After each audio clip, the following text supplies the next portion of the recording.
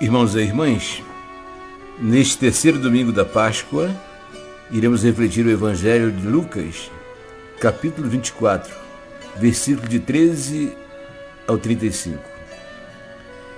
Naquele mesmo dia, o primeiro da semana, 2 discípulos de Jesus viajavam para um vilarejo chamado Emaús, que ficava a uns 10 quilômetros de Jerusalém.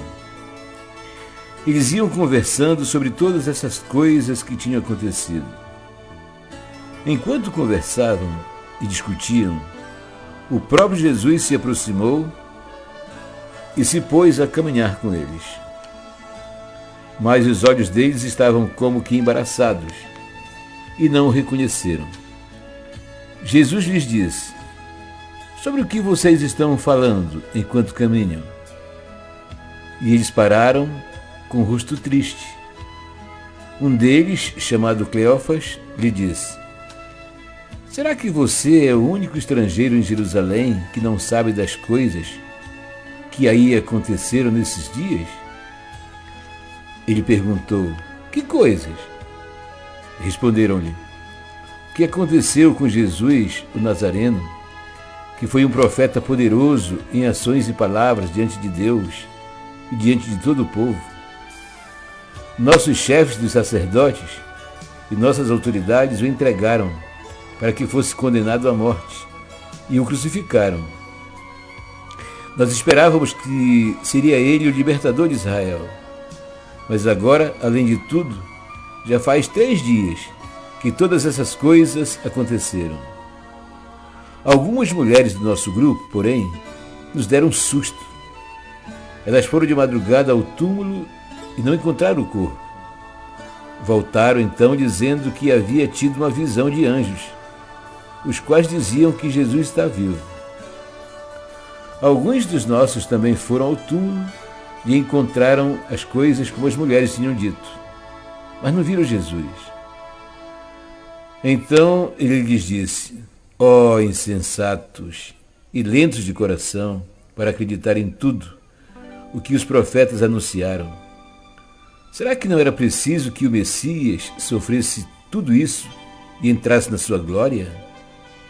E explicou-lhes o que dizia respeito a ele em todas as Escrituras, começando por Moisés e percorrendo todos os profetas. Quando estavam perto do vilarejo para onde iam, ele deu a entender que seguiria adiante, mas eles insistiam: "Fique conosco, pois já é tarde e o dia está terminando." Então ele entrou para ficar com eles. E, estando com eles à mesa, tomou o pão, abençoou, partiu e deu a eles. Então os olhos deles se abriram e reconheceram. Mas ele ficou invisível diante deles. E disseram um para o outro: "Não é que o nosso coração ardia enquanto ele nos falava pelo caminho e nos explicava as Escrituras?" Na mesma hora se levantaram e voltaram a Jerusalém. E aí encontraram reunidos os 11 e seus companheiros, que diziam: "Realmente o Senhor ressuscitou e apareceu a Simão." E eles, por sua vez, contaram o que tinha acontecido pelo caminho e como o haviam reconhecido quando ele partiu o pão. Palavra da salvação. Glória a vós, Senhor.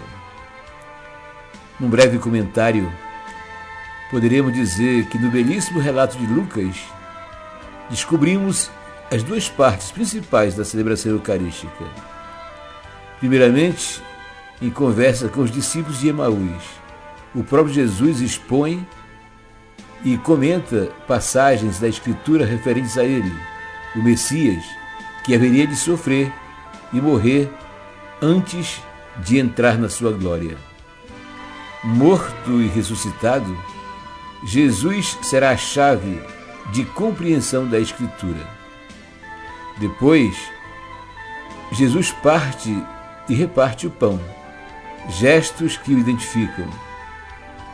Ele é o Messias anunciado pelos profetas, agora ressuscitado, que continua presente na vida dos discípulos.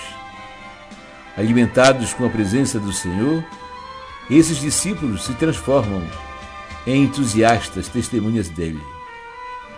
Na mesma hora, se levantaram e voltaram a Jerusalém e contaram o que tinha acontecido pelo caminho e como o haviam reconhecido quando ele partiu o pão.